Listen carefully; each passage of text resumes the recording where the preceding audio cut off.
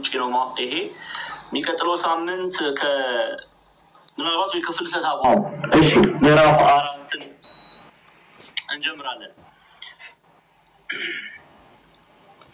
እሺ የያዕቆብ መልእክት ምዕራፍ 1 ቁጥር 1 ላይ ነው። በእናንተ ዘንድ ጦርና ጠብ ከወዴት ይመጣሉ? በብልቶቻችሁ ውስጥ ከሚዋጉ ከነዚህ ከምቾታችሁ አይደለምን? ከምቾታችሁ አይደለምን? ምን ያለው ነው ያዕቆብ የሚለውን እንመለከታለን። ከቤተክርስቲያን የኢትዮጵያ ሊቃውንትን የቤተክርስቲያን አባቶችን እያንዳንዱን በተቻለ መጠን ሰዓታችን በፈቀደ መጠን የምንመለከት ይሆናል። እንግዲህ ያዕቆብ እዚህ ጋር እየተናገረ ያለው በእናንተ ዘንድ ጦርና ጠብ ከወዴት ይመጣሉ? መልካም ያልሆነው ነገር በሰው ዘንድ ከየት ነው የሚመጣው? ምንጩ ምንድን ነው? ጦርነትንም ጠብንም አስቀድማችሁ ምዕራፍ 3ን ስንማር ተያያዥነት ያለው ነው። ከምዕራፍ 3 ጋር ተያያዥነት ያለው ነው። ምዕራፍ 3ን ስንማር ምን ብለን ነው ያለፍነው? ምን ብለን ነው የተመለከትነው? ጠብና ጦር ወይም ደግሞ ክፉ ነገር በአንደበት እንደሚመነጭ ሁሉ መልካም የተሆነ ደግሞ እግዚአብሔርን መባረክም ከአንደበት ይወጣል። ይህ ሊሆን አይገባም ብሎ ያዕቆብ አስተምሮናል። አሁን እዚህ ክፍል ላይ ደግሞ ምንድነው እያለን ያለው? ምዕራፍ 4 ላይ በእናንተ ዘንድ ጦርና ጠብ ከወዴት ይመጣሉ? ከሰው ጋር መጋጨት፣ ክፉ የሆነው ነገር ከየት ነው ምንጩ እያለን ነው። እና ይቀጥልና በብልቶቻችሁ ውስጥ ከሚዋጉ ከእነዚህ ከምቾቶቻችሁ አይደለምን ብሎ ይጠይቃል። ምን ማለት ነው? ኃጢአትም ቢሆን ክፋትም ቢሆን በሰው ላይ እጅ መጫንም ቢሆን ጦርም ቢሆን የጦርንም ነገር ብትሰሙ ምንጩ ከየት ነው? ምንጩ ከሰው ልብ ነው። አስቀድመን አይተናል። ምዕራፍ 3 ላይ መልካም የሆነ ነገር ወይም ደግሞ መጥፎ የሆነ ነገር የሚያመነጨው የሰው ልብ ነው። ስለዚህ ያዕቆብ ምን ይላል? ከእናንተ ዘንድ ነው ክፉ ነገርም የሚወጣው፣ ክፉ ማድረግን መመኘት የሚወጣው ከእናንተ ነው። መልካሙም የሆነው ነገር መልካም ተብሎ የተጠራውን ነገር ማድረግም የሚመነጨው ከሰው ልቦና ውስጥ ነው፣ ከሰው ልብ ውስጥ ነው። ስለዚህ በእናንተ ዘንድ ጦርና ጠብ ከወዴት ይመጣሉ? በብልቶቻችሁ ውስጥ ከሚዋጉ ከነዚህ ከምቾቶቻችሁ አይደለምን ብሎ ይጠይቃል። ከሰው ስሜት፣ ከሰው መሻት፣ ከሰው ፍላጎት መልካምም የሆነው መጥፎም የተባለው ነገር እንደሚወጣ ነው የሚነግረን ያዕቆብ። ይህንን ሀሳብ በተለይ ቤተክርስቲያናችንን አንድምታ ትርጓሜ ከማየታችን በፊት አባ ጳውሜን የሚባሉ አንድ አባት ይላሉ። እሳቸው የገለጹበት አገላለጽ የያዕቆብን ሀሳብ በደንብ እንድትረዱት ይረዳል እና በኮት ባረግ ደስ ይለኛል። ለምሳሌ የህንፃን ምሳሌ አድርገው ያነሳሉ። ለምሳሌ ህንፃ ሲወድቅ ለዚህ ምክንያት ጠንካራ መሰረት ስላልነበረ አይደለም፣ ወይም በንፋስ ስለተገፋ አይደለም ይላሉ። ይቀጥሉና እርሱ እንዲህ አለው፣ ማለትም የያዕቆብን ሀሳብ የሚያነሳው የማቴዎስ ወንጌል ምዕራፍ 10 ቁጥር 38ን ያነሱና ሰው በቁጣው ኃጢአት ፊት ሲሸነፍ ሊገነዘብ የሚገባው ነገር ቢኖር ምክንያቱ የመነጨው ከገዛ ራሱ ውስጣዊ ድካም እንጂ በእርሱ ላይ በተሰነዘረ ስድብ አይደለም። ስለሆነም በዚህ ጊዜ ውጫዊ ሰላማችንን ልንፈልግ አያስፈልግም። የሌሎችም ሰዎች ትዕግስት በእኛ ላይ ትዕግስት ማጣት ይጠቀማሉ ብለንም ማሰብ የለብንም። ምክንያቱም የእግዚአብሔር መንግስት በውስጣችሁ ናት ተብሎ ተጽፏልና በማለት ይህንን ምሳሌ አድርገው ለመግለጽ ይሞክራሉ። ምን እያሉ ነው?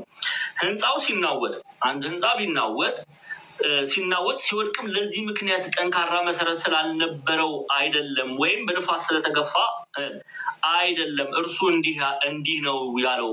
ሰው በቁጣ ኃጢአት ፊት ሲሸነፍ ሊገነዘብ የሚገባው ነገር ቢኖር ምክንያቱ የመነጨው ከገዛ ራሱ ነው። ሰው ወደ ኃጢአት ቢሄድ፣ ወደ ክፋት ቢሄድ፣ ወደ ጦር ቢሄድ፣ ክፉ ነገርን ቢያደርግ የመነጨው ያንን የማድረግ መሻት የመነጨው ከራሱ ነው እንጂ ከሰውየው ከዛ ሰው ለምሳሌ ሰው ለጦርነት ሲሄድ፣ ሰው ለጥል ቢሄድ በውስጡ ካለው ጥላቻ የተነሳ ነው እንጂ ይህንን ያደረገው ቅድም የህንፃውን ምሳሌ እንደሰጡ ማለት ህንፃው ሲወድቅ ለዚህ ምክንያቱ ጠንካራ መሰረት ንፋስ መጥቶ ቢያናውጠው ሌላ የተፈጥሮ አደጋ ቢደርስበት የህንፃው ጥንካሬ መግደሉን እንደ ምሳሌ አድርገን ልናነሳ እንችላለን። ህንፃው የወደቀው ህንፃው ላይ አደጋ የደረሰበት ንፋስም ምንም የመቋቋም ኃይሉ አነስተኛ ስለሆነ ነው እንደምንለው ሁሉ እንዲሁ ደግሞ እኛ ፈተና ቢደርስብን ክፉ ነገርን የማድረግ መሻታችንን የምናመነጨው ሰው መጥፎ ነገር ቢያደርግ ልቡ መልካም ስላልሆነ ነው። ከልቡ ክፋት የተነሳ ይህንን አደረገ ወይም ይህንን የማድረግ መሻትን ገንዘብ አደረገ እንላለን። ስለዚህ በእኛ ዘንድ ካለው ስሜት የተነሳ ነው ሰው ኃጢአት የሚያደርገው። የስጋን መሻት የሚያደርግ የስጋን ስራ የሚፈጽም ኃጢአትን የሚያደርግ ማለት ነው። ያንን የሚያደርግ መሻቱ ስላለው ነው። ያንን የማድረግ መሻት ስላለው ነው። በእናንተ ዘንድ ጦርና ጠብ ከወዴት ይመጣሉ?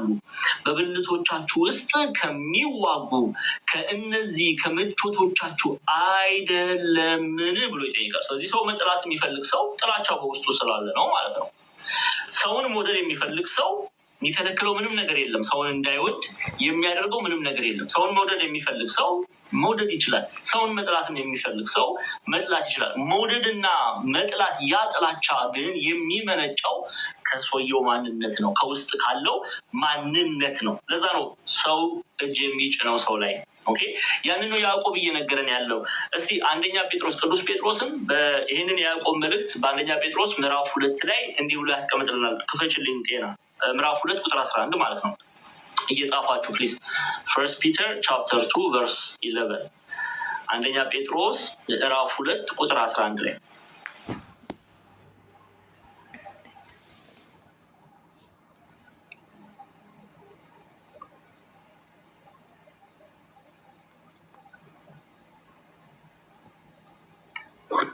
እሺ፣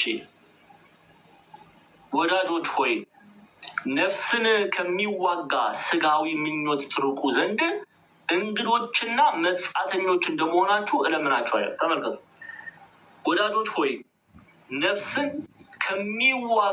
የሚዋጋ ምንድን ነው? ስጋዊ የሆነ ልምምድ፣ ስጋዊ የሆነ የስጋ መሻት ማለት ነው። ቅዱስ ጳውሎስ በገላትያ መልእክቱ ምዕራፍ 5 ላይ የሚዘረዝራቸው። አሁን ስሙት ጴጥሮስን፣ ወዳጆች ሆይ ነፍስን ከሚዋጋ ስጋዊ ምኞት፣ አያችሁ አይደለ? ነፍስን ከሚዋጋ ስጋዊ ምኞት ትርቁ ዘንድ እንግዶችና መጻተኞች እንደመሆናችሁ እለምናችኋለሁ። ስለዚህ ስጋን የሚዋጋ ምንድን ነው? ነፍስን የሚዋጋ ስጋዊ ምኞት የተባለ ኃጢአት። ለምንድን ነው ነፍስን የሚዋጋ ስጋዊ ምኞት እያለ ቅዱስ ጴጥሮስ የሚጠራው ኃጢአትን፣ ክፋትን፣ በደልን? ምክንያቱም የእግዚአብሔርን መንግስት እንዳንመለከት ያደርገናልና።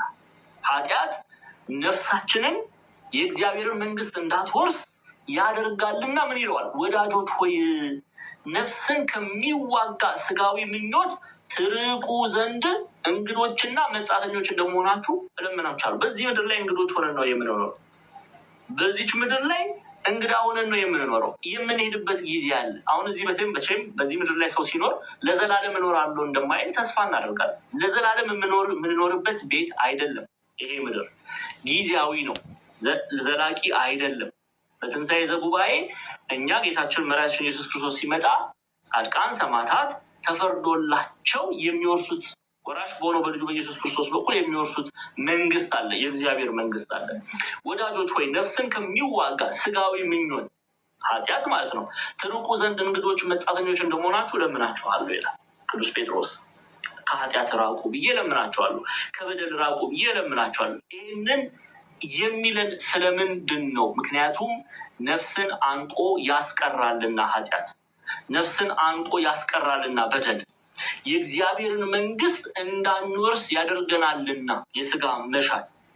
ይህን ቅዱስ ጳውሎስ በገላትያ መልእክት ምዕራፍ 5 ላይ ዘርዝሮልናል። አንድ ጊዜ እሱን እናያለን። ለዛ ነው ቅዱስ ያዕቆብም በእናንተ ዘንድ ጦርና ጠብ ከወዴት ይመጣሉ? በብልቶቻችሁ ውስጥ ከሚዋጉ ከእነዚህ ምቾቶቻችሁ አይደሉምን ብሎ ያስቀምጣል። ስለዚህ ኃጢአት ብታደርጉ መሻቱ በእናንተ ውስጥ ስላለ አይደለምን? የስጋ መሻት ስላላችሁ አይደለምን? ሰው የሚዘሙተው መዘሞት ስለሚፈልግ አይደለምን? ሰው የሚገድለው መግደል ስለሚፈልግ አይደለምን? ፍርሃተ እግዚአብሔር ስለሌለው አይደለምን? እነዚህን ነገሮች የሚያደርገው እያለ ይናገራል። ለዛ ነው ቅድም አባ ጶሜንም ስናንሳው ህንፃው ሲናወጥ ሲወድቅ ለዚህ ምክንያት ጠንካራ መሰረቱን ሳይሆን ንፋስ መጣ ምን መጣ ብንል መሰረቱ ጠንካራ ቢሆን ይሄን ነገር ያደርገው ይሆንን ይጥለው ይሆንን ህንፃው ይወድም ይሆንን? እኛ መሰረታችን በወንጌል እውነት ላይ ከታነጸ ጠንካራ ከሆነ እንዴ እንወድቃለንን? በእግዚአብሔር ቃል እውነት ብንታመን አንድ ህንፃ መሰረቱ ጠንካራ ቢኖር ንፋስ ቢመጣ አውሎ ንፋስ ቢመጣ ተፈጥሯዊ የሆነ እጅ መጫም ቢደርስበት መከራ ማለት ነው ህንፃው ተቋቁሞ መቆም ይችላል። እንዲሁም እናንተ በእምነት የጸናን ብንሆን በሐዋርያት ትምህርት የጸናን ብንሆን በእግዚአብሔር ቃል እውነት የጸናን ብንሆን ኦኬ ምኞቶቻችንን ልናሸንፍ አንችልምን እያሉ ይጠይቃሉ። ስለዚህ በራሳችን መሻት ኃጢአትን ገንዘብ በማድረግ ከእግዚአብሔር መንግስት እንደምንለይ ነው ያዕቆብ እየተናገረ ያለው። ስለዚህ ወዳጆች ሆይ ነፍስን ከሚዋጋው ስጋዊ ምኞት ትርቁ ዘንድ እንግዶችና መጻተኞች እንደመሆናችሁ እለምናችኋለሁ ይላል። እስቲ የስጋ ምኞት የተባሉትን ለምሳሌ ቅዱስ ጳውሎስ ከሚዘረዝራቸው ገላትያ ምዕራፍ 5 ላይ እስቲ እንመልከት። ገላትያ ምዕራፍ 5 ቁጥር 19 ጀምረን እናየዋለን። አንዴ ጤና ቶሎ በይና ክፈችልን። ከዛ በፊት ገላትያ ምዕራፍ 5 ቁጥር 17ን ክፈችልኝ አንዴ። 17 ላይ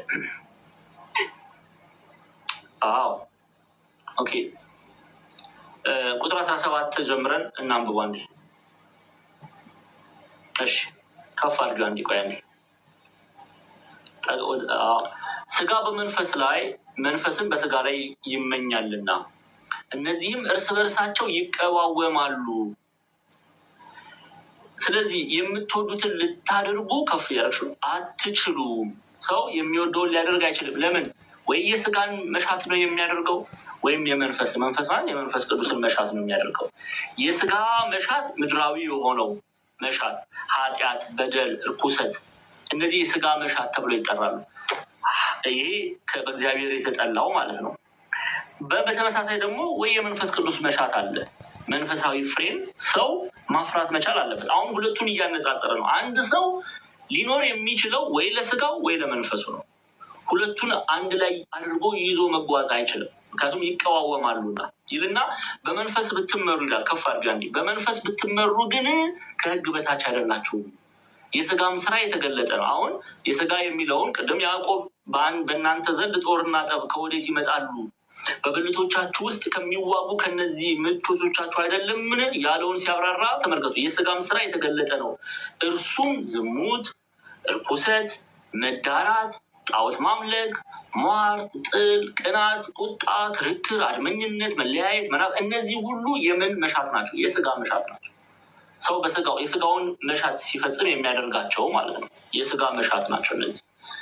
የመንፈስ ቅዱስ ፍሬ ደግሞ የሚባሉት እንመልከታቸው አንዴ። የመንፈስ ቅዱስ እነዚህን ሁሉ ኃጢአት፣ የስጋ መሻት ከዘረዘረ በኋላ የመንፈስን ወደ ቀጣዩ እንሂድ። ከፍ አድርጊ አንዴ ጤና። የመንፈስ ፍሬ ግን ፍቅር፣ ደስታ፣ ሰላም፣ ትዕግስት፣ ቸርነት፣ በጎነት፣ እምነት፣ የዋሃት፣ ራስን መግዛት እነዚህ ያሉትን ነው ብሎ ይዘረዝራል። እንግዲህ እነዚህ የመንፈስ ቅዱስ ፍሬዎች ናቸው። መንፈስ ቅዱስ ያደረበት ሰው የሚያፈራው ፍሬ ነው ይሄ። የስጋ መሻት ደግሞ ክፉ መንፈስ ያደረበት ሰው ደግሞ ቅድም የዘረዘርናቸውን ያፈራል። መንፈስ የሚለው ያንን ነው። ቁጥር 24 ላይ ትመጡና ያዕቆብ አሁን ቁጥር 24 ላይ ስትመጡ ይላል ይህንን ጠቅልሎ የክርስቶስ ኢየሱስ የሆኑትም ስጋን ከክፉ መሻቱና ከምኞቱ ጋር ምን አሉ? ሰቀሉ። የተዉት ናቸው። የክርስቶስ ኢየሱስ የሆኑት ክርስቲያን የሆኑት አማናዊ እምነት ያላቸው እንደማለት ነው። ስለዚህ እዛ ነው አባ ጶሜንም ህንፃው ሲናወጥ ሲወድቅ ለዚህ ምክንያት ጠንካራ መሰረት ስላልነበረው አይደለም ወይም በንፋስ ስለተገፋ አይደለም እያሉ የሰው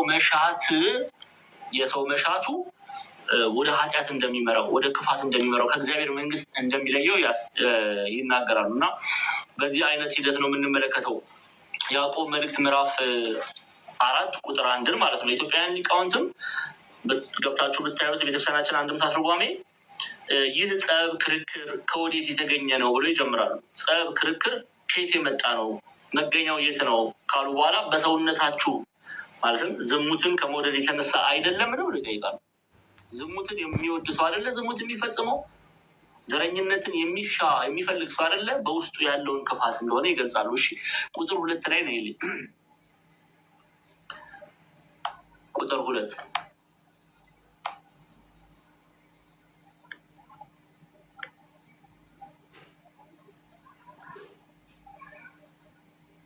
እሺ ትመኛላችሁ ለእናንተም አይሆንም፣ ትገድላላችሁ፣ በብርቱም ትፈልጋላችሁ። ከፍ እያደረግሽ በብርቱም ትፈልጋላችሁ፣ ልታገኙም አትችሉም፣ ትጣላላችሁ፣ ትዋጉማላችሁ፣ ነገር ግን አትለምኑም፣ ለእናንተ አይሆንም ይላል። ምን ማለት ነው? ይሄ ሹመትን ትፈልጋላችሁ ብለው ይጀምራሉ ኢትዮጵያ ሊቃውንት። ሹመትን ወይም ሽልማትን ትፈልጋላችሁ፣ አታገኙም፣ ትጣላላችሁ፣ ትቃናላችሁና ስለዚህ ተሾሙ፣ ከንዴት ስጋው መዳን አይቻላችሁም፣ ትጣላላችሁ፣ አታገኙም፣ ይኩን ፈቃድከ ብላችሁ አትለምኑምና። ምን ለማለት እየፈለጉ ነው? ወደ ክፍሉ እንመለስ።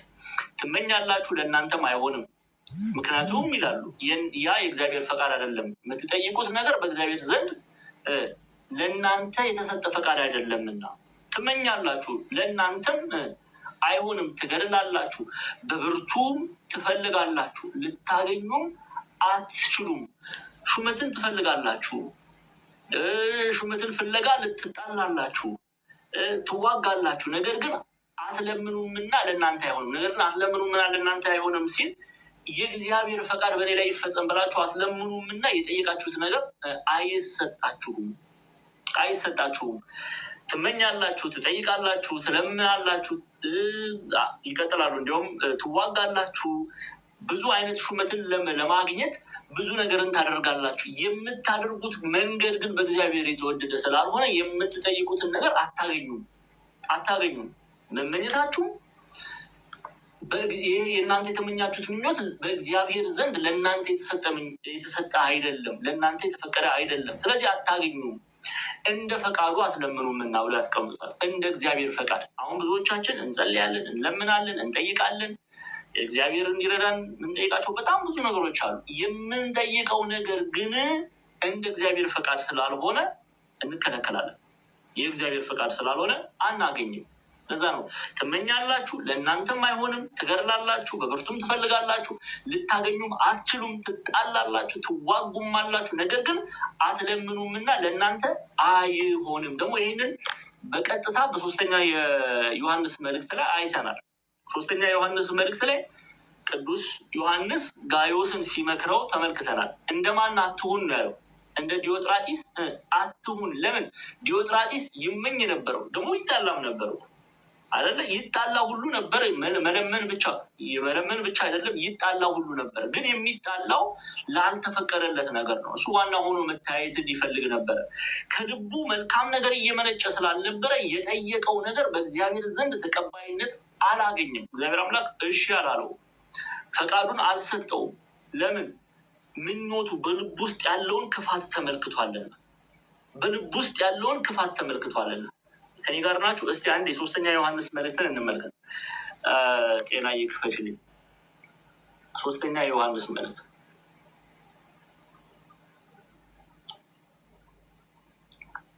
የዮሐንስ መልእክት አንድ ምዕራፍ ነው ያለው። ሶስተኛ የዮሐንስ መልእክት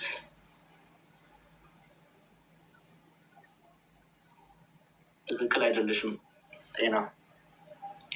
ሶስተኛ የዮሐንስ መልእክት ነው ያልኩት።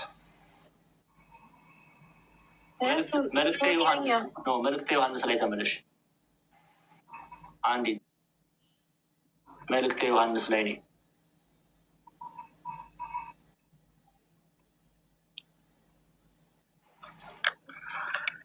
አንድ ምዕራፍ አይደል ያለው መምህር? አዎ። ከዛ ቁጥር 1 ላይ ክፈችልኝ። አስጠጊው። እሺ ከፍያ። እሺ ቁጥር 7 ላይ ነኝ። እሺ አሁን ትክክልሽ። እነዛም ምዕራፎች ይሁኑ ቁጥር ይሁን ኦኬ ይሁን። ኖ ሶስተኛ ዮሐንስ ምዕራፍ እኔ ከፍታለሁ። ከዚህ ምዕራፍ 1 ቁጥር ስንት መሰለሽ የምትከፍችልኝ? 11 ላይ ሶሪ 7:11 ሶስተኛ ዮሐንስ እሱ ሁለተኛ ዮሐንስ ነው የከፈትሽው። ጤናዬ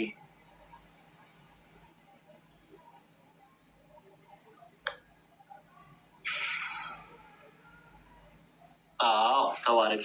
እሺ ወዳጅ ሆይ በጎ የሆነውን እንጂ ክፉን አትምሰል። በጎ የሚያደርግ ከእግዚአብሔር ነው፣ ክፉን የሚያደርግ ግን እግዚአብሔርን አላየውም። ኦኬ ቀጥይ ቁጥር ከፍ አድርጊው አንዴ። ለድሜጥሮስም ሁሉ ይመሰክሩለታል፣ እውነት ራሷም ትመሰክርለታለች። አሁን ድሜጥሮስ በመልካም የታወቀ ነው፣ ቤተክርስቲያን ትመሰክርለታለች አለ። ከፍ በይና ቁጥር 10 ላይ ደግሞ ስትመጪ ስለ ዲዮጥራጢስ ይነግረናል። 9 እና 10 ላይ ከ9 ጀምረን እንመልከት። ይኸው ዲዮጥራጢስ ወደ ቤተክርስቲያን ጻፍኩ፣ ዳሩ ግን ዋናቸው ሊሆን የሚወድ ዲዮጥራጢስ ግን አይቀበልንም ማለት። ዲዮጥራጢስ ለምንድን ነው የማይቀበለን? እንግዲህ ሐዋርያትን አይቀበልም። የክፋቱን ጥግ ተመልከቱ ክርስቲያኖች። ሐዋርያቱን አይቀበልም፣ መልእክታቸውን አይቀበልም። በእነርሱ ላይ እንዲያውም በክፉ ቃል ይለፈልፍ ነበረ። ስለዚህ እኔ ብመጣ አለ ቅዱስ ዮሐንስ፣ እኔ ብመጣ በእኛ ላይ በክፉ ቃል እየለፈለፈ ቁጥር 10 ላይ ነው። ስለዚህ እኔ ብመጣ በእኛ ላይ በክፉ ቃል እየለፈለፈ የሚያደርገውን ስራውን አሳስባለሁ። ይህም ሳይበቃው እርሱ ራሱ ወንድሞችን አይቀበልም፣ ሊቀበላቸው የሚወዱትን ከልክሎ ከቤተክርስቲያን ያወጣቸዋል። አሁን ዲዮጥራጢስ ስጠይቃችሁ መልሱልኝ። እሺ ባኬን ፎርስ ትምህርት እንደመሆኑ መጠን የእናንተን መልስ ፈልጋለሁ። ዲዮጥራጢስ ዋና መሆን ፈልጓል አልፈለገም? ዋና ማለት አገልጋይ ሆኖ መታየት ፈልጓል። የፈለገው ግን እሱ እውቅና ፈልጎ ነው። አሁን ተመልከቱ። አሁን ሁሉ ሰው አገልጋይ አይደለም። ልናቅና ልንረዳ ያስፈልጋል። ሁሉ ሰው አገልጋይ አይደለም፣ እውነተኛ አገልጋይ። አንዳንድ ሰዎች ወደ አገልግሎት የሚመጡት እውቅናን ፈልገው ነው። ሰዎች እንዲያጨበጭቡላቸው አቤት አቤት አቤት እንዲሏቸው እውቅናን ፈልገው የሚመጡ አሉ፣ እንደ ዲዮጥራጢስ። በነገራችን ላይ ደቂቀ ዲዮጥራጢሶችን ዛሬ በጣም በብዙ እናያቸዋለን አይደለ? እውቅና ፈልጎ የሚያገለግሉ አሉ። ክርስቶስን በእውነት በቅንነት በንጽህና በጽድቅ ለማገልገል የሚፈልጉ አይደሉም። ሰዎች ግን በምን ታውቋቸዋላችሁ መሰላችሁ? በህይወታቸው ታውቋቸዋላችሁ። ትዕቢተኞች ናቸው፣ ትምክተኞች ናቸው፣ ቅድስና የላቸውም፣ ንስሐ መግባት አይፈልጉም። ቤተክርስቲያን ውስጥ ሚስጥራትን ሲካፈሉ አትመለከቷቸውም። እነዚህ ዲዮጥራጢሶች ናቸው። እንደው በደንብ እያደረጋችሁ ስሙ። ዲዮጥራጢሶችን መለየት የምትችሉት በዚህ ነው። በእውነት በቅድስና እውነተኛ የእግዚአብሔር አገልጋይ ሲቆርብ ታዩታላችሁ። እውነተኛ የእግዚአብሔር አገልጋይ ንስሐ ሲገባ ታዩታላችሁ። እውነተኛ የእግዚአብሔር አገልጋይ በትህትናው ክርስቶስን ሲሰብክ ታያላችሁ። እውነተኛ የእግዚአብሔር አገልጋይ የሚገለጠው በዚህ ነው እንጂ ጥበብን ገንዘብ ስላደረገ ወይም በሚናገረው ቃል ብቻ አይደለም። ይህ ልናቅና ልንረዳ ያስፈልጋል። ታዲያ ዲዮጥራጢስ ይህንን አገልግሎቱን ገንዘብ ማድረግ ፈለገ። እስቲ አስቡት። ለምንድነው ቅዱስ ዮሐንስ የሚከለክለው? እንዴ እግዚአብሔርን ማገልገል ሰው ተመኝቶ ቢመጣ ደስ ነው አይደለም የሚለው? መልካም ነገር ነው ያሰበው። ግን ልብና ኩላሊትን የሚመረምር አምላክ የዲዮጥራጢስን የአገልግሎት መሻት ምክንያቱን ስላወቀ ዋና ሆኖ መታየትን ስለሆነ የፈለገው ዲዮጥራጢስ ከለከለው። ከዚህ አገልግሎት ከሐዋርያነት አገልግሎት ከለከለው። ስለዚህ ምን ማድረግ ጀመረ? እውነተኛ መልኩ መገለጥ ጀመረ። በነገራችን ላይ እውነተኛ አገልጋዮችን ከሐሰተኛ የምትለዩበት በዚህ ገልጽ ነው። ንስሐ ግቡ ስትሏቸው የሚቆጡ ከሆነ፣ ስጋው ደሙን ተቀበሉ ስትሏቸው የሚቆጡ ከሆነ፣ ይሄንን አድርጋችኋል፣ ይሄ እኮ በደል ነው፣ ስለዚህ ወደ ቤተክርስቲያን ግቡ ስትሏቸው ደግ አደረግኩ የሚሏችሁ ከሆነ፣ ኃጢአት አድርገው ደግ አደረግኩ የሚሉ ከሆነ እነዚህ ዲዮጥራጢሶች ናቸው። እመኑኝ መጨረሻቸው ጥፋት ነው የሚሆነው። ትህትና ያሌለው አገልግሎት በእግዚአብሔር ዘንድ የተወደደ አገልግሎት አይደለም። ዲዮጥራጢስ እንደዚህ አይነት ሰው ነው። ስለዚህ መጣ ቅዱስ ዮሐንስን ሐዋርያቱን አገልጋይ መሆንን መሻቱን ነገራቸው። ኦኬ ደስ ነው የሚለው፣ ግን እግዚአብሔር አልተፈቀደልህም አሉት። ይሄንን ሲሉት ምን ማድረግ ጀመረ? መሳደብ ጀመረ። ሐዋርያት እውነትን ከውሸት መለየት አይችሉም። ተመልከቱ፣ እንዲህ ግቡና አንድ ትርጓሜያችንን ተመልከቱ። ሐዋርያት የጌታችን የመድኃኒታችን የኢየሱስ ክርስቶስ ሐዋርያት እነሱ እውነትና ሐሰትን መለየት አይችሉም። እንደ ዘመኑ መናፍቃን እንደሚናገሩት በሐዋርያት ላይ በቅዱሳኑ ላይ እንደሚናገሩት ክፉ ቃል ተናገረ። እነርሱ ምንም አያውቁም። እነርሱ ማን እንደተመረጠ ለአገልግሎትና ማን እንዳልተመረጠ አያውቁም እያለ በትዕቢት ቃል ይናገራል፣ ይሳደባል። ስለዚህ ቅዱስ ዮሐንስ ምን አለው? ተመልከቱ። ራሱ ወንድሞችን አይቀበልም፣ ሊቀበሏቸው የሚወዱትን ከልክሎ ከቤተክርስቲያን ያወጣቸዋል። ጭራሽ የክፋቱ ጥግ ተመልከቱ። አሁን መጀመሪያ መልኩን አይተን ቢሆን እኛ ተሸንፈናል። እንደ ሐዋርያቱ ጥበብ ባይኖረን እኛ እንዲያው ብዙ ነገር ነው የምናደርገው። አይደለም ዋና መሆን ሌላም ነገር እናደርጓለን። የኦርቶዶክስ አርበኛ ሁሉ ልንለው እንችላለን። ማንሰጠው ስም የለም። ሐዋርያት ግን መሻቱ ምን እንደሆነ ስላወቁ ሲከለክሉት መሳደብ፣ እውነተኛ መልኩ መውጣት ጀመረ ማለት ነው። ሐዋርያትን መሳደብ ብቻ አይደለም፣ ደቀ መዛሙርቱን መሳደብ ብቻ አይደለም፣ የእነርሱን ትምህርት የሚቀበሉትን የወንድሞችን ትምህርት የሚቀበሉትን ሁሉ ይቃወማል። እንዴ ቅዱስ ዮሐንስ እኮ በዘመን ቋንቋ አነጋገር ማለት ነው እንዴ እሱ እኮ መናፍቅ ነው ይላል። እንዴ የቅዱስ ዮሐንስን ትምህርት እሱ እንዲያው ቤተክርስቲያንን በአንድ እግሩ ያቆመ ክህደት እያስተማረ ቤተክርስቲያን ማትለውን እያለ ስንቱን ያሳዘነ እኮ ነው እያለ እነርሱን ሐዋርያቱን የሚቀበሉትን እየከሰሰ ከቤተክርስቲያን ያስወጣቸው ነበር። አያቸው የክፋቱ ጥግ ማለት ነው። ታዲያ ያዕቆብ ምን አለ? ያዕቆብ መልእክት ላይ ወደ ያዕቆብ መልእክት እንመለስ። ጤናዬ ቁጥር 2 ላይ ማለት ነው 2 እና 3 አንድ ላይ ያይዘን ትመኛላችሁ፣ ለእናንተም አይሆንም፣ ትገድላላችሁ፣ በብርቱ ትፈልጋላችሁ፣ ልታገኙም አትችሉም፣ ትጣላላችሁ አለ። እሺ ቀጥይ።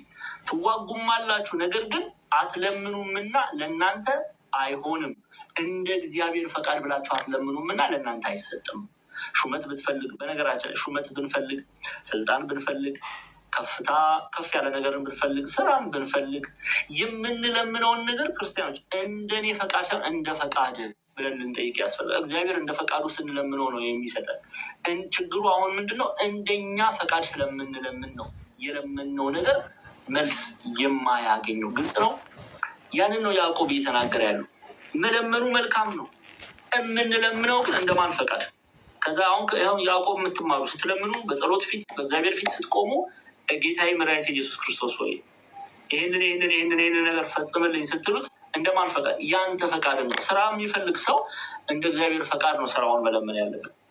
ያ ስራ በእግዚአብሔር ቃል ያልተወደደ ከሆነ ለእኛ የተገባ አይደለም። ስለዚህ እግዚአብሔር ሆይ ትዳርም ስትጠይቁት፣ ስራም ስትጠይቁት፣ በየትኛውም የህይወታችሁ ሰልፍ ላይ ለሚመጡ ነገሮች መልስ ስትፈልጉ ወደ እግዚአብሔር ቀርባችሁ ስትጸልዩ እንደ እግዚአብሔር ፈቃድ፣ እንደኔ ፈቃድ ሳይሆን እንደ እግዚአብሔር ፈቃድ፣ እንዳንተ ፈቃድ ፈጽምልኝ አድርግልኝ ብለን ልንጠይቀው ያስፈልጋል። ዲዮጥራጢስ የለመነው አሁን ይችን ክፍል አይተናል አይደለ? ዲዮጥራጢስ የለመነው በእሱ ፈቃድ ነው ወይስ በእግዚአብሔር ፈቃድ ነው? በእግዚአብሔር ቃል እውነት ላይ መሰረት ሆኖ ነው ጥያቄውን ያቀረበው? እስቲ መልሱልኝ። አይደለም አይደለ? በራሱ ፈቃድ ነው። ስጋዊ ፈቃድ፣ ስጋዊ መሻቱን ነው ያቀረበው። ሲታይ መንፈሳዊ ይመስላል፣ ውስጡ ግን መንፈሳዊነት የለውም። እርኩሰት እንጂ መንፈሳዊነት የለውም። ክፋት እንጂ መንፈሳዊነት የለውም። ትዕቢት እንጂ መደንፋት እንጂ። እሱ አሁን የእግዚአብሔር አገልጋይ ተብሎ ከታየ በቃ በሰው ላይ ከብዶ ሊታይ ነው የፈለገው። እንዴ ዲዮጥራጢስ እኮ እንደርሱ እኮ አገልጋይ የለም እንዲባል ነው የፈለገው። እንዴ ዲዮጥራጢስ እርሱ አቤት ሲቀድስ ማን ይችለዋል? እሱ ሲያስተምር ዲዮጥራጢስ ሲያስተምር ዲዮጥራጢስን የሚመስል አለ እንዲባል ነው የፈለገው። መሻቱን አያችሁ አይደለ? መሆን የፈለገበት ምክንያቱን እግዚአብሔር ያያል። አይ በቅንነት ቢሆን እግዚአብሔር ሆይ እንዲያው አንተ በፈለግከው መልኩ አሰማራኝ ላገልግል፣ ቤተክርስቲያን መጥረግም ቢሆን የፈለግከውን እኔ በቃ አንተን ማገልገል ነው የምፈልገው ብንል፣ በውስጣችን በቅንነት ወደ እግዚአብሔር ብንቀርብ ሐዋርያት የሚከለክሉት ይመስሏቸዋል? ለምን ይከለክሉታል? አይከለክሉትም። እንደ እግዚአብሔር ፈቃድ ነው የጠየቀውን ነው። የእርሱ ግን እንደ አጋንንት ፈቃድ የእግዚአብሔር አገልግሎት እንደ አጋንንት ፈቃድ የእግዚአብሔር አገልጋይ ሆኖ መታየትን ፈለገ። እንደ አጋንንት ፈቃድ በደንብ አድርጋችሁ ስሙ፣ ቃሉን አጣማችሁ እንዳትስሙ። እንደ እግዚአብሔር ፈቃድ አይደለም አገልግሎትን የተመኘው፣ እንደ አጋንንት ፈቃድ። እሱ አገልጋይ ሆኖ መታየትን የፈለገው ደረቱን ነፍቶ በትዕቢት ተወጥሮ ሰዎችን እየሰደበ እያንቋሸሸ በሰው ላይ ከብዶ መታየትን ስለፈለገ፣ ይሄ የአጋንንት መሻት ነው። አያችሁ አይደለ? ዋና ሆኖ አዋቂ ሳይሆን ታዋቂ ሆኖ መታየትን ነው የፈለገው እሱ። በዚህ አይነት መንገድ የሚመላለሱ በጣም ብዙ ሰዎች አሉ። እግዚአብሔር አምላክ ምሕረቱን ይስጠን። እግዚአብሔር ልብና ኩላሊትን የሚመረምር አምላክ ነው። እንመለስ ወደ ያዕቆብ መልእክት። እሺ ያዕቆብ መልእክት ስለዚህ ቁጥር 3 ላይ ከዚህ ጋር አያይዤ እሺ ቁጥር 3 ላይ እሺ ትለምናላችሁ፣ ይኸው በምኞቶቻችሁም ትከፍሉ ዘንድ በክፉ ትለምናላችሁን አትቀበሉም ማለት መቼም ግልጽ ነው። ይሄ ትለምናላችሁ ግን የምትለምኑት እንደናንተ ምኞት ነው እና እንደ እግዚአብሔር ምኞት አይደለም። ስለዚህ የምትለምኑትን አታገኙም። አሁን ብዙ ሰው ጸሎት ይጸልያል። አንዳንድ ጊዜ የምንጸልየው ጸሎት በእግዚአብሔር ዘንድ የተወደደ ነውን የሚለውን ማወቅ ያስፈልጋል። ኦኬ ምንለምነው ምንጸልየው ጸሎት፣ አንዳንዱ ሰው እኔ በጣም ነው የሚገርመኝ፣ ለውንብድና እግዚአብሔርን ይለምናል። እንዲያው ጌታዬ ወይ እንዲያው ዛሬ ይህንን ያህል ከዘረፍኩ ግማሹ ለአንተ እሰጣለሁ ብሎ ይለምናል። የሚገርማችሁ ነው እኮ የምሬን ነው የምለው። በተለምዶ መልካም አይደለም። አንዳንዱ ሰው በቃ እንዲያው እግዚአብሔርን የእርሱ ኃጢአት ተባባሪ ለማድረግ ይፈልጋል። ወጣቶች ቆም ብለን ልናስብ ያስፈልጋል። አንዳንድ ጊዜ በዝሙት እንዲሳካልን ጸሎት የሚጸልዩ ሰዎች አሉ። ዝሙት ለማድረግ ጸሎት የሚጸልዩ ከእግዚአብሔር ቃል ውጭ እንደው እግዚአብሔር ችን ሴት እጅ አስገባልኝ እንጂ ይህንን ያህል ገንዘብ አስገባለሁ የሚሉ ሰዎች አሉ። ከዚህ በላይ ክፋት አለ? ከዚህ በላይ መርገም አለ? መረገም አለ? እግዚአብሔር ሆይ እንዲህ ካደረግክልኝ እንዲህ ያደርጋሉ። በኃጢአት እግዚአብሔርን ተባባሪ ለማድረግ የሚፈልጉ በኃጢአት እንዲያው እግዚአብሔር ሆይ ይህንን ሰው ምን አለ እንዲያው አይኑን ብታጠፋልኝ። የጠሉትን ሰው እግዚአብሔር እንዲጠላ፣ የጠሉትን ሰው ላይ እግዚአብሔር እጁን እንዲጭን መከራን እንዲያመጣ የሚጸልዩ ሰዎች አሉ። እኔ እኮ በጣም ነው የሚገርም። ትልቅ ክፋት እኮ ነው። ትልቅ በደል እኮ ነው። ትልቅ በደል። ስለዚህ ትለምናላችሁ፣ የምትለምኑት ግን በምቾቶቻችሁም ትካፈሉ ዘንድ በክፉ ነው የምትለምኑት አለ። በክፉ ትለምናላችሁ፣ ስለዚህ አትቀበሉ ማለት እንዴት ሊሆን ይችላል? ሊሆን ይችላል እንዴ? ሰው በክፉ ለምኖ እንዴት መልካም ነገርን ሊቀበል ይችላል? አይችልም። ለዚህ ነው አትቀበሉም ይላል። እስቲ አንደኛ ዮሐንስ መልእክት ምዕራፍ 5 ክፈችልኝ፣ ቁጥር 14 ጀምሮ። ምዕራፍ 5 ቁጥር 14 ጀምሮ። አንደኛ ዮሐንስ መልእክት ምዕራፍ 5 ቁጥር በእርሱ ዘንድ ያለን ድፍረት ይህ ነው ብሎ ይጀምራል። እንደ ፈቃዱ አንዳች ብንለምን ይሰማናል ይላል ቅዱስ ዮሐንስ። እንደማን ፈቃድ?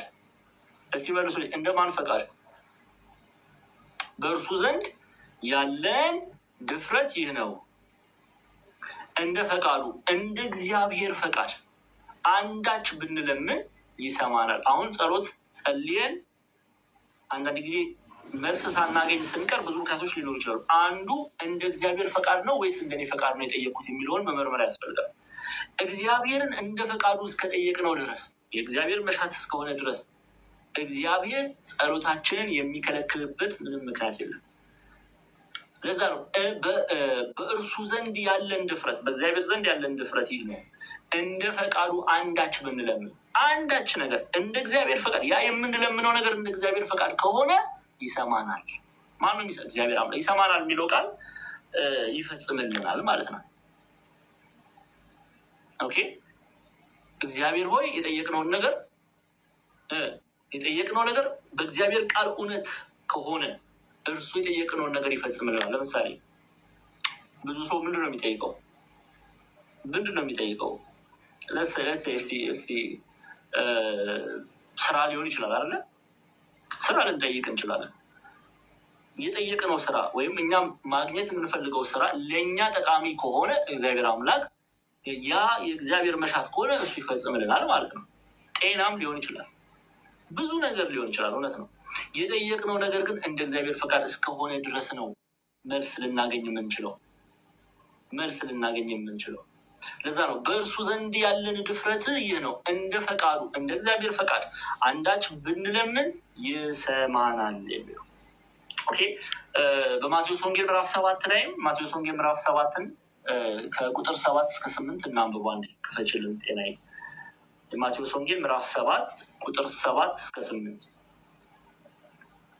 ማቴዎስ 7 ከቁጥር 7 እስከ 8 ይኸው ለምኑ ይሰጣችኋል፣ ፈልጉም ታገኙም አላችሁ፣ መዝጊያውንም አንኳኩ ይከፈትላችኋል። ቀጥ የሚለምነውም ሁሉ ይቀበላል ላይ የሚፈልገውም ያገኛል፣ መዝጊያውንም ለሚያንኳኳ ይከፈትለታል። ግን ይሄ የተሰጠን ቃል የተስፋ ቃል ነው። ሰው በጸሎት የሰማይን መስኮት መክፈት ይችላል።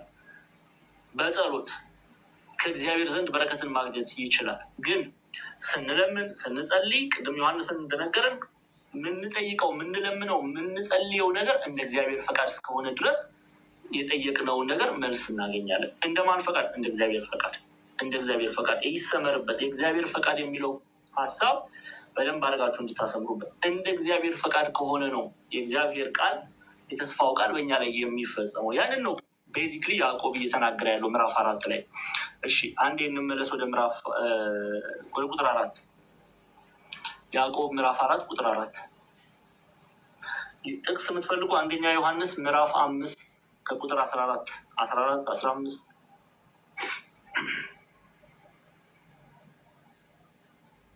እሺ አመንዝሮች ሆይ ቶሎ ቶሎ እያለን ነው። ከዚህ በኋላ ያው ብዙ ግልጽ የሆነ ሀሳብ ነው። ማብራሪያ የሚፈልገውን ነገር እናብራራለን ሰዓታችን ለመጠበቅ። አመንዝሮች ሆይ ዓለምን መውደድ ለእግዚአብሔር ጥል እንዲሆን አታውቁም? ምን ይላል? ዓለምን መውደድ ለእግዚአብሔር ጥል እንደሆነ አታውቁም? ምን እንግዲህ ዓለምን የዓለም ወዳጅ ሊሆን የሚፈቅድ ሁሉ የእግዚአብሔር ጠላት ሆኗል። ይሄ ምንም ግልጽ ነው። ዓለም የተባለ እንዲያው እግዚአብሔር ዓለም ሲል እዚህ ክፍል ላይ እችን ላብራራ። በያዕቆብ መልእክት ላይ ዓለም የሚለው ቃል ተራራውን አይደለም፣ ውቅያኖሱን አይደለም፣ አዋፋቱን አይደለም፣ በዓለም ውስጥ ያሉትን የእግዚአብሔርን ፍጥረት አይደለም። እነሱን ጥሉ እያለ አይደለም እና አባትና እናታችሁን ጥሉ እያለ አይደለም። አንዳንድ ሰው እንደዛም ይረዳል። ለምሳሌ በዓለም ያለውን ሲል በዓለም ያለውን ኃጢአት ነው በደል እንጂ በዓለም ውስጥ አንተ አለ። በዓለም ውስጥ በዚህ ዓለም ውስጥ በምድሩን እየተናገረ አይደለም። በምድር ላይ ያለውን ኃጢአት፣ በደሉን፣ ክፋቱን ያንን እንድንጠላ ነው የሚያዘን እንጂ በምድር ላይ የእግዚአብሔርን ፍጥረት እንድንጠላ አልታዘዝም። ኦኬ በምድር ላይ ያሉትን ቤተሰቦቻችንን እንድንጠላ እየነገረን አይደለም እና ልንጠነቀቅ ያስፈልጋል። አንዳንድ ሰው እንደዛ የሚተረጉም አለ። ስለዚህ ይህንን ልናውቅ ያስፈልጋል። የቤተክርስቲያን አባቶቻችን እናንተ ዘማውያን የዚህ ዓለም ወዳጆች የእግዚአብሔር ጠላቶች እንደሆኑ አታውቁምን? የዚህ ዓለም ወዳጆች ዘማውያን የእግዚአብሔር ጠላቶች፣ አንድም የእግዚአብሔር ጠላቶች ዘማውያን የዚህ ዓለም ወዳጆች እንደሆኑ አታውቁምን? ይህን ዓለም የወደደ ከእግዚአብሔር አንድነት ይለያል። ይህንን ዓለም የወደደ ማለት በዚህ ዓለም ውስጥ ያለውን ኃጢአት፣ በደል፣ እርኩሰት የሚወድ ሰው ከእግዚአብሔር ይለያል። ቃሉ የታመነ ነው። ቃሉ የታመነ ነው። እግዚአብሔርን እወዳለሁ የሚል በዚህ ዓለም ካለው ኃጢአት መለየት አለበት። ምንም ማለት ይሄ ልንሻው ልንድግነው ቀለም ልንቀባው አይደለም፣ እንደው ልንሰርዘው ልንደልዘው የምንችለው አይደለም። እውነት የተቀመጠ እውነት ነው። እግዚአብሔርን እወዳለሁ የሚል ምንድን ነው ማድረግ ያለበት? በዚህ ዓለም ካለው ኃጢአት መራቅ መቻል አለበት። በጣም በሚያሳዝን ሁኔታ ግን እግዚአብሔርን እንወዳለን የምንል እግዚአብሔርን መውደዳችን በስራችን አይገለጥም። አሁን የተቸገርነው እግዚአብሔርን መውደዳችንን በአንደበት መመስከር አይደለም፣ በህይወት መግለጥ ነው። በህይወት መግለጥ አቅቶናል። አብዛኞቻችን እግዚአብሔርን እንወዳለን እንላለን፣ ትዕቢተኞች ነን። እግዚአብሔርን እንወዳለን እንላለን፣ የመንፈሳዊ ህይወት አይታይብንም። ኦኬ ውሸተኞች ነን። ያው ሰው ደካማ አይደለም። ስጋ የለበሰ ሰው ደካማ አይደለም። ስጋ የለበሰን ሰው ልንሸውደው እንችላለን። እግዚአብሔርን ልንሸውድ እንችላለን እንጂ እንችላለን? አንችልም። ተሳዳቢዎች ነን፣ ረጋሚዎች ነን፣ አሳዳጆች ነን። ክፉ የተባለው ነገር ሁሉ የሚገለጥብናል። ማስመሰል ብቻ እውነት ነው። እስከሄድ አስመሳዮች ነን። ድምፃችንን ጎርመም ነገር በቃ እንደዚህ እንላለን። ህይወታችን ግን ተከፍቶ ሲታይ ይሸታል። የተለሰነ መቃብር ማለት ነው። ከሞትን ቆይተናል። ንስሐ ግቡ እንኳን ስንባል ያ ንስሐ ግቡ የሚለንን ሰው ከማሳደድና ከመሳደብ ይልቅ ወደ እግዚአብሔር ለመመለስ ፈቃደኞች አይደለንም። በሚያሳዝን ሁኔታ እንዲህ ደግሞ የሚያደርጉ ሰዎች ይበተናሉ ብላናለች እናታችን ቅድስት ድንግል ማርያም። ምንድነው በሉቃስ ወንጌል ምዕራፍ 1 ላይ በልባቸው ሀሳብ ምን ብሏቸዋል? ትዕቢተኞችን በትኗቸዋል ያለችው። እንደ ፈርዖን ትዕቢትን ገንዘብ ያደረጉ ሰዎች ይበተናሉ። ኦኬ። ስለዚህ ይህንን ልናቅና ልንረዳ ያስፈልጋል። የምንማረው ጥቂቶቻችሁ የእግዚአብሔርን ቃል የምትማሩ እዚህ የእግዚአብሔርን ቃል የምንማረው የእግዚአብሔርን ሀሳብ ለመረዳት ነው፣ ለማወቅ ነው። መማራችን ግን ተግባራዊ ካላደረግነው ምንድን ነው ጥቅሙ?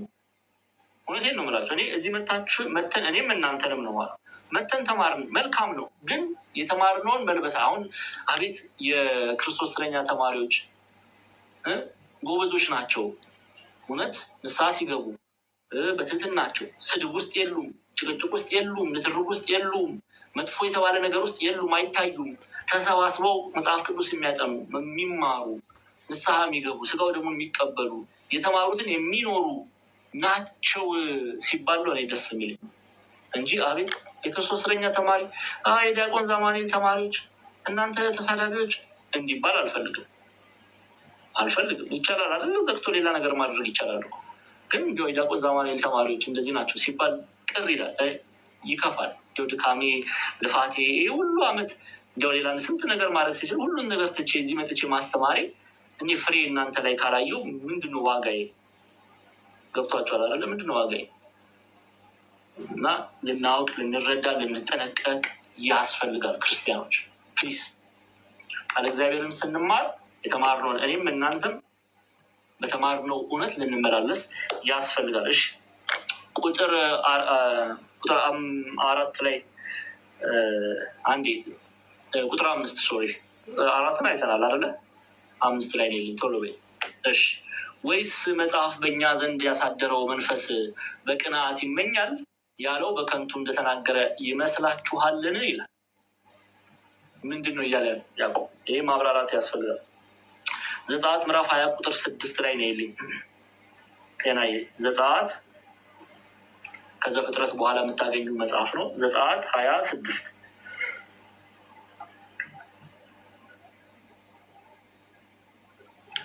እግዚአብሔር አምላክ ምን ብሏል? ያዕቆብ በመጽሐፍ የበረታ ነው። ይህንን የመጽሐፍ ክፍል አምጥቶ ነው እየተናገረ ያለው። ተመልከቱ። ለሚወዱኝ ትእዛዜን ለሚጠብቁ እስከ 1000 ትውልድ ድረስ። እስከ ስንት ድረስ? እስከ 1000 ትውልድ። 1000 ማለት በመጽሐፍ ብዙ ቁጥር ነው የሚናገረው። ኦኬ።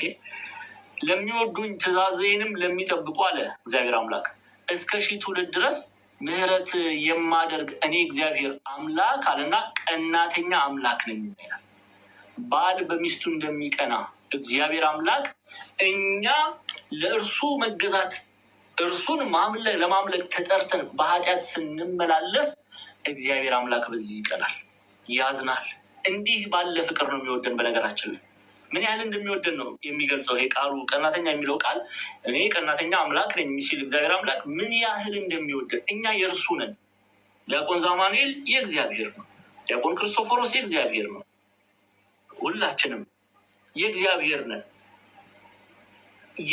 የእርሱ ከሆንን ደግሞ መገዛታችን ለእርሱ ነው ሊሆን የሚገባው። አሁን ተመልከቱ፣ ቅዱስ ጳውሎስ በኤፌሶን ምዕራፍ 2 ቁጥር 10 ላይ መልካሙን ነገር ለማድረግ በክርስቶስ ኢየሱስ ተፈጠርን ይላል። ኤፌሶን ምዕራፍ 2 ቁጥር 10 ላይ አንድ የተመለሽና ኤፌሶን ምዕራፍ 2 ቁጥር 10 ክፈችልኝ። እግዚአብሔር የፈጠረን እኛ እርሱን ለማወደስ በቃሉ ለመመላለስ እግዚአብሔርን ምን ለማለት ከፍ ለማድረግ ለማምለክ ነው የተፈጠርን። አሁን ለምን እንደተፈጠርን እንኳን የምናውቅ ጥቂቶች ነን። አብዛኞቻችን የተፈጠርንለት ዓላማው ምን እንደሆነ እንኳን አናውቅም። አንዳንዱ በድፍረት እንዲያው ፍጠረኝ ሳልለው ፈጥሮኝ ብለን እናጉረመርማለን። እግዚአብሔር ወይ ፍጠረኝ ሳልለው ፈጠረኝ ብለን የምንናገር ብዙ ሰዎች አለን። እግዚአብሔር አምላክ እውነቴን ነው የምላችሁ እንዲህ አይነትን አንደበት ከኛ ያርቅልን። ልንጠነቀቅ ያስፈልጋል።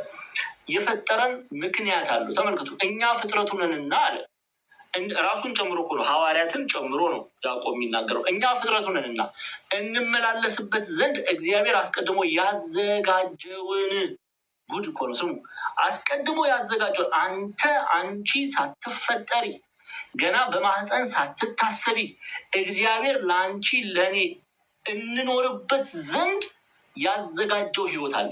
እርሱ የሚፈቅደው ህይወት፣ የቅድስና ህይወት።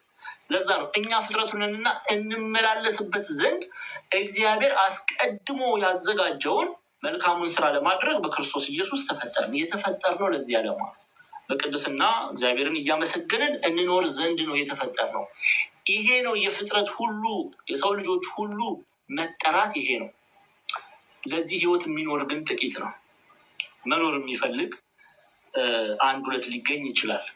አብዛኞቻችን ግን ይህንን እውነት አንሻም፣ አንፈልግም። ግልጽ ነው። ስለዚህ እግዚአብሔር አምላክ ከዚህ ህይወት ወጥተን ስንመላለስ ሲመለከት ያዝናል። የተፈጠርንለት ዓላማ፣ ምክንያቱም ህይወታችን የሚያሳዝን ነው። እውነቴን እኮ ነው። እንዲያው ለእግዚአብሔር ያዝናል ምናምን ብለን ስንጠቀም አኗኗራችን የሚያሳዝን ነው ስንል ነው።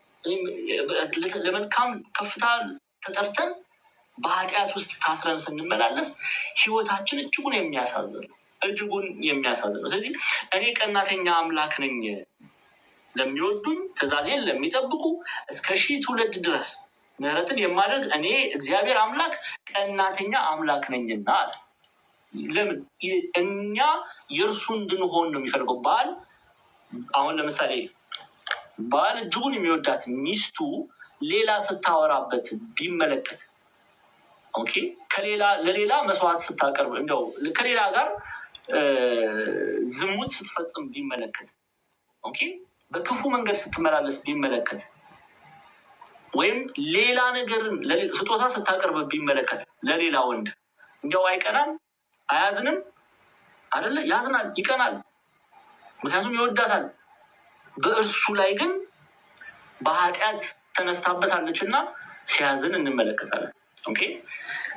ይህንን ሀሳብ ወደ እግዚአብሔር ቀናተኛ ነኝ ሲል ምን ማለት ነው የሚለውን እንመለከታለን። እግዚአብሔር አምላክ ቀናተኛ ነኝ ሲል እኔና እናንተ የተጠራ ነው ለእርሱን እንድናመልክ ነው፣ ለእርሱ መስዋዕት እንድናቀርብ ነው። ግን እኛ እምቢ ብለን እርሱን ማምለክን እምቢ ብለን ለእርሱ መስዋዕት ማቅረብን አምልኮ ማቅረብን እምቢ ብለን ለሌላ ለጣዖት ስናቀርብ፣ ለነ ቪነስ ስናቀርብ፣ ለነ ጁፒተር ስናቀርብ፣ ለነ አርጤምስ ስናቀርብ እግዚአብሔር አምላክ ይቀናል። ምክንያቱም ይሄ የሚያሳየው ፍቅሩን ነው፣ ምን ያህል እንደሚወደን ተመልከቱ። የእርሱ እንድንሆን እንጂ የሚፈልገው ለዙስ እንድንሰግድ አይፈልግም። አምልኮ እናቀርብ ዘንድ የተገባው ለእግዚአብሔር አምላክ። ስለዚህ ለዚህ ነው ለሚወዱኝ ትእዛዜን ለሚጠብቁ እስከ 1000 ትውልድ ድረስ ምሕረትን የማደርግ እኔ እግዚአብሔር አምላክ ቀናተኛ አምላክ ነኝና። ያዕቆብ መልእክት ላይ የምናየው ይህንን ነው። ያዕቆብ በመልእክቱም ላይ ያዕቆብ መልእክት ምዕራፍ 4 ላይ ከቁጥር 5 ጀምራችሁ ስትመለከቱ እንዲህ ይላል፣ ወይስ መጽሐፍ በእኛ ዘንድ ያሳደረው መንፈስ በቅናት ይመኛል ያለው በከንቱ እንደተናገረ ይመስላችኋልን? ይላል። እግዚአብሔር እንዲህ ሲል እኔ ቀናተኛ አምላክ ነኝ ሲል መንፈስ ቅዱስ እግዚአብሔር አምላክ እንዲህ ብሎ ሲናገር በከንቱ የተናገረ ይመስላችኋል ወይ? እውነት ነው እያለ ነው ቅዱስ ያዕቆብ። የተናገረው እውነት ነው። እግዚአብሔር አምላክ የሚቀና አምላክ ነው፣ የእርሱ እንሆን ዘንድ ይሻል እያለ ነው። ቅዱስ ጳውሎስም በቆሮንቶስ መልእክቱ ላይ አንደኛ ቆሮንቶስ ምዕራፍ 2 ክፍል እናያለን። ግን አንደኛ ቆሮንቶስ ምዕራፍ 6 ቁጥር 19 እና 20 ስትመለከቱ ወይስ ስጋችሁ ከእግዚአብሔር የተቀበላችሁት በእናንተ የሚኖረው የመንፈስ ቅዱስ ቤተ መቅደስ እንደሆነ አታውቁምን? በዋጋ ተገዝታችኋል፣ ለራሳችሁ አይደላችሁም። ስለዚህ በስጋችሁ እግዚአብሔርን አክብሩ ይላል። ስለዚህ እግዚአብሔርን እናከብር ዘንድ ለእግዚአብሔር እንገዛ ዘንድ ነው የተጠራ ነው። ስለዚህ እግዚአብሔርን አክብረን እርሱ በሚወደው መንገድ እንድንመላለስ እግዚአብሔር አምላክ ይርዳን። ወደ ቀጣዩ እንሄዳለን። ቀጣይ ቁጥር 6 ላይ ነው ያለኝ። ቁጥር 6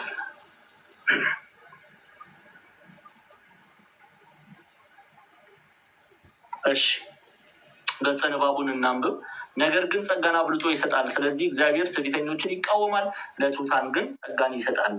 በእግዚአብሔር ዘንድ ጸጋ የሚለው ግሬስ ይሄ እግዚአብሔር አምላክ የሚሰጠው ጸጋ ሲባል ብዙ አይነት የእግዚአብሔር ምህረት፣ የእግዚአብሔር ፈቃድ፣ የእግዚአብሔር መሻት በእኛ ላይ መልካም የሆነውን ነገር የምንላበሰው ትህትናን ገንዘብ ስናደርግ ነው። ይሄ በቃሉ እውነት የተመላለሰ ነው የእግዚአብሔርን ጸጋ የሚያገኝ። ይህን ደግሞ ቅዱስ ዮሐንስ በሁለተኛ ዮሐንስ መልእክት ላይ ነግረናል። አንድ የሁለተኛ ዮሐንስ መልእክት ላይ ነው ጤናዬ ሁለተኛ የዮሐንስ መልእክት ሁለተኛ የዮሐንስ መልእክት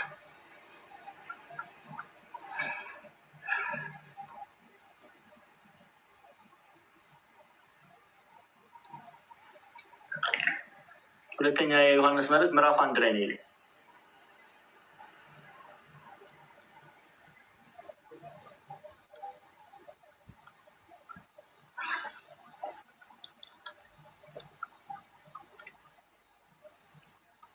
ቁጥር 1 ብለን አንብቡ አንዴ ቶሎ በይ።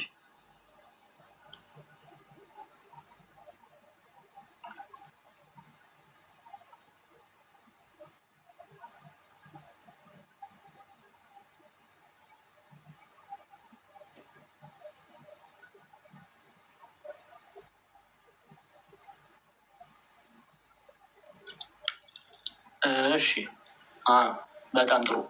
ሃይላይት አድርጊልኝ። ሃይላይት አድርጊው አንዴ። እሺ ቁጥር 5 ከቁጥር 1 ጀምረን እናንብበው። እሺ በእኛ ስለሚኖርና ከእኛ ጋር ስለዘላለም ስለሚሆን እውነት እኔ ሽማግሌው በእውነት ለምወዳቸው እኔ ብቻ ሳልሆን እውነትን የሚያውቁ ሁሉ ደግሞ ለሚወዷቸው ለተመረጠች እመቤትና ለልጆቿ ብሎ ይጀምራል። ለተመረጠች እመቤትና ለልጆቿ። አሁን ስሙ፣ እቺ እመቤት ተብላ የተጠራች ሴት ኢትዮጵያ ሊቃውንት ሮምና ብለው ይጠሯታል። ይህን ተምረናል ብዙ ጊዜ፣ እዛ መድገም አያስፈልግም። ከእግዚአብሔር ቁጥር 2 ላይ ሃይላይት አድርጊልኝ እንድታዩት ነው። ወደ 225 ሰዎች አላችሁ። ፕሊዝ ፔይ አቴንሽን ፕሊዝ። ከእግዚአብሔር አብና ብሎ ይጀምራል። ከማን? ከእግዚአብሔር አብና ከአብ ልጅ ከኢየሱስ ክርስቶስ ጸጋና ምሕረት ሰላምም በእውነት በፍቅር ከኛ ጋር ይሆናል ይላል። ምን አለ? ከእግዚአብሔር አብና ከእግዚአብሔር አብ ልጅ ከኢየሱስ ክርስቶስ ሚስጥረ ሥላሴን ነው የሚያሳየው። ጸጋ፣ ምሕረት፣ ሰላም፣ የእግዚአብሔር ጸጋ፣ የእግዚአብሔር ምሕረት፣ የእግዚአብሔር ሰላም፣ አእምሮን ሁሉ የሚያልፍ የእግዚአብሔር ሰላም ምን ብሎ አለ? በእውነት በእግዚአብሔር ቃል እውነት የሚለው ክርስቶስን ነው። እውነት የሚለው የእግዚአብሔር ቃል ነው። ስሙ፣ በእውነትና በፍቅር ከኛ ጋር ይሆናሉ አለ። ስለዚህ ሰው ልጅ የእግዚአብሔርን ጸጋ የሚፈልግ ከሆነ ምን ማድረግ ነው ያለበት? አሁን ምህረት እንፈልጋለን። እንዲያው እግዚአብሔር ሆይ ይቅር በለኝ እንላለን። ይቅርታን የሚፈልግ ሰው፣ ምህረትን የሚፈልግ ሰው፣ ጸጋን የሚፈልግ ሰው፣ የእግዚአብሔርን ጸጋ፣ የእግዚአብሔርን ምህረት፣ የእግዚአብሔርን ሰላም የሚፈልግ ሰው ምን ማድረግ ነው ያለበት? እውነት የተባለን ክርስቶስን፣ ሃይማኖትን ከስራ ጋር ማስተባበር አለበት። በፍቅር የሚሰራ ስራ አለ። ቅዱስ ጳውሎስ እንደነገረ በእውነትና በፍቅር ከእኛ ጋር ይሆናሉ። እውነት የተባለ ክርስቶስን የያዘ ሰው፣ በፍቅር የሚሰራን ስራ የሚሰራ ሰው ምን ያገኛል ማለት ነው? የእግዚአብሔር ጸጋ ይበዛለታል፣ የእግዚአብሔር ምሕረት ይበዛለታል፣ የእግዚአብሔር ሰላም ይበዛለታል። ስለዚህ እምነትና ስራን ማስተባበር አለበት። ያዕቆብ እያለ ያለው ያንን ነው። በቃ ትሁት የሚባሉት እግዚአብሔርን አምነው አንድ ሰው በክርስቶስ ሳይሆን በክርስቶስ ሳያምን እምነት ሳይኖረው የፈለገ ትሁት ቢሆንም ምንም አይጠቅመው። አሁን አንዳንድ ሰዎች አሉ በጣም በቃ ዓለም ያጨበጨበችላቸው በደግነታቸው እነሷቸው ሲረዱ ብታይ ምናምን፣ ከዛስ ክርስቶስ በሕይወታቸው የለም እና ምን ይጠቅማቸዋል? በእምነት ቢበረቱ ቢጸኑ፣ በስራ ደግሞ ያንን ያመኑትን ቅዱስ ጳውሎስ በገላትያ መልእክቱ እንደሚናገረው ገላትያ ምዕራፍ 6 ላይ በፍቅር የሚሰራ ስራ አለ። የሚጠቅመው በክርስቶስ አምኖ በፍቅር የሚሰራን ስራ ገንዘብ ማድረግ ነው። ከዛ ውጭ ምንም 1000 ሰው አሰልፈው ሊረዱ ይችላሉ። 1 ሚሊዮን ሰው ሊያበሉ ሊያጠጡ ይችላሉ። ምንም ጥቅም የለውም። በክርስቶስ ኢየሱስ የማያምን አምላክ የለውም ተብሎ ነው የተጻፈው። አምላክ የለውም ተብሎ ነው የተጻፈው። በክርስቶስ የሚያምን ሰው ግን አምላክ አለው። እምነትን ገንዘብ ያደረገ ሰው ከዛ በኋላ የሚሰራው ስራ ፍሬ ይቆጠርለታል። እምነትና ስራን አስተባብሮ የሚይዝ ሰው ማለት ነው። ስለዚህ የእግዚአብሔርን ጸጋ ማግኘት ትፈልጊያለሽ? የእግዚአብሔርን ምሕረት ማግኘት ትፈልጊያለሽ? የእግዚአብሔርን ሰላም መላበስ ትፈልጊያለሽ? እምነትን ከስራ ጋር አስተባብረሽ ያዥ። አለቀ አለቀ። ያንን ነው እየተናገረ ያለው ቅዱስ ያዕቆብ። እንመለስ አንዴ ወደ እንጨርሰው ቶሎ እያለን ኦልሞስት ጨርሰናል። እስከ ቁጥር 7 እናያለን ዛሬ። ሰዓታችን ብዙ መግፋት የለብንም። ወንድማችን ጠላት መልእክት ስላለው እሱን እንሰማለን። እሺ ቁጥር 7 ላይ ከፍ አድርጊ። እንግዲህ ለእግዚአብሔር ተገዙ። እንግዲህ ለማን ተገዙ? ለእግዚአብሔር ተገዙ። ዲያብሎስን ግን ተቃውሙ፣ ከእናንተ ይሸሻል። ወደ እግዚአብሔር ቅረቡ አለ። ከፍ እያደረግሽ አንድ ገጸ ንባቡ። ወደ እግዚአብሔር ቅረቡ፣ ወደ እናንተ ይቀርባል። እናንተም ኃጢአተኞች እጆቻችሁን አንጹ፣ ሁለት ሀሳብ ያላችሁ እናንተ ልባችሁን አጥሩ ይላል። ወደ እግዚአብሔር ቅረቡ ሲል ምን ማለት ነው? በንስሐ ወደ እግዚአብሔር ቅረቡ፣ በስጋው ደግሞ ወደ እግዚአብሔር ቅረቡ። ወደ እግዚአብሔር የሚቀርብ ሰው ማን ይርቀዋልና? ሴጣን ይርቀዋልና። ለዛ ነው እኮ ሲሎን የሚባሉ አባት ሴጣን ሰላም ያለው ሰው በደንብ ስሙ። ዛሬ በጣም ብዙዎች ሴጣን ሰላም ብሏቸው ይኸው መከራችንን ነው የሚነሱ። በምንድን ነው የምናውቀው ሴጣን ሰላም ያለው ሰው? እስኪ ያው ቤተክርስቲያንን ሰላም የሚል እግዚአብሔርን ሰላም የሚል መንፈስ ቅዱስ ያድርበታል፣ የመንፈስ ቅዱስ ፍሬ ያፈራል ይላሉ። ሴጣንን ሰላም የሚል ደግሞ እርኩስ መንፈስ ያድርበታል፣ ስራውንም ይፈጽምበታል። ይሄ መግደል፣ መሳደብ፣ ዝሙቱ፣ ኃጢአቱ እነዚህ ነገሮች ይፈጽምበታል ይላሉ። እሺ እንዴት ነው ልናቅ የምንችለው? አሁን ስሙ። እንዴት ነው እነዘ ክርስቶስ እውነት ነው። እንዴት ነው ልናቅ የምንችለው? ሴጣን ሰላም ያለው ሰው እስቲ ንገሩኝ፣ በምንድን ነው ልናቅ የምንችለው? በሚያሳየው መልክ አይደለም፣ በባህሪው በቃል አይደለም፣ በቃሉ በሚናገረው ብቻ አይደለም፣ በግብሩ ልናውቀው እንችላለን። በሚሰራው ቴንኪዩ። ትዕቢተኛ የሆነ ሰው ማን ነው የቀረበው? ይሄ ሰው እንዲያው መንፈስ ቅዱስ ነው የቀረበው ወይስ ርኩስ መንፈስ? መልሱልኝ። ትዕቢተኛ የሆኑ ሰዎች አሉ አይደለም? በመካከላችን እድሜ ለቲክቶክ ብዙ ፍየሮች እያየን ነው። ትዕቢተኛ የሆኑ ሰዎች በምንድን ነው የምናውቀው? በትዕቢታቸው በሚያደርጉት እርኩስ መንፈስ። ተባረኩ። ቅዱስ መንፈስ አይደለም የቀረበው፣ እርኩስ መንፈስ። የሚሳደቡ ሰዎች የሉ? እነሱ ማን ነው የቀረባቸው? መንፈስ ቅዱስ ወይስ እርኩስ መንፈስ? እርኩስ መንፈስ። እግዚአብሔር መንፈስ ቅዱስ የቀረበው ሰው በምንድን ነው የሚገለጠው? እግዚአብሔር መንፈስ ቅዱስ የቀረበው ሰው ትሁት ነው። መንፈስ ቅዱስ የቀረበው ሰው ይመርቃል እንጂ አይሳደብም። መንፈስ ቅዱስ የቀረበው ሰው ይባርካል እንጂ በሰው ላይ እጅ አይጭንም፣ ሰውን አያሳድድም። መንፈስ ቅዱስ የቀረበው ሰው ሰውን ያክማል እንጂ ሰውን ከአንደበቱ በሚወጣው ቃል አይጎዳም፣ አያሳመም። ስለዚህ በዚህ ልናውቀው እንችላለን። ሰውን መለየት የምንችለው በዚህ ነው፣ በሚያሳየው መልኩ እንጂ እንደ ዲዮጥራጢስ ዋና ሆኖ መታየትን የሚፈልግ ሁሉ ከእግዚአብሔር ነው ልንል አይገባም። ቅዱስ ዮሐንስ አፈወርቅ ምን ይላል መሰላችሁ? ይህ ልናገር። ቅዱስ ዮሐንስ አፈወርቅ ስለ ዲያብሎስ ሲናገር ይላል፣ ዲያብሎስን ባለቤቱ ከገበታው ላይ ምግብ እስከሚወረውርለት ድረስ ንቅንቅ ከማይለው ውሻ ጋር ያነጻጽረዋል። እንዲገጥሟቸው አያውቅም? በቤት ምናምን ውሻ ያላችሁ እስቲ ውሻ ምናምን ያላችሁ ውሻ የምታሳድጉ አላችሁ እስቲ አንድ ቁጥር ጻፉ። ውሻ ያላችሁ ወይም ድመትን በሉት ችግር የለም። አሁን ዮሐንስ አፈወርቅ ዲያብሎስን ከምን ጋር እንደሚያነጻጽረው ተመልከቱ። ባለቤቱ የሚበላውን ምግብ እስከሚወረውርለት ድረስ ከስሩ ንቅንቅ በማይል ውሻ ይመስለዋል። ስሙ እንዲላል ባለቤቱ ምግብ መወርወሩን ካቆመ ተስፋ ስለሚቆርጥ ምግብ የሚያገኝበትን ሌላ ማዕድ ፍለጋ ይጀምራል።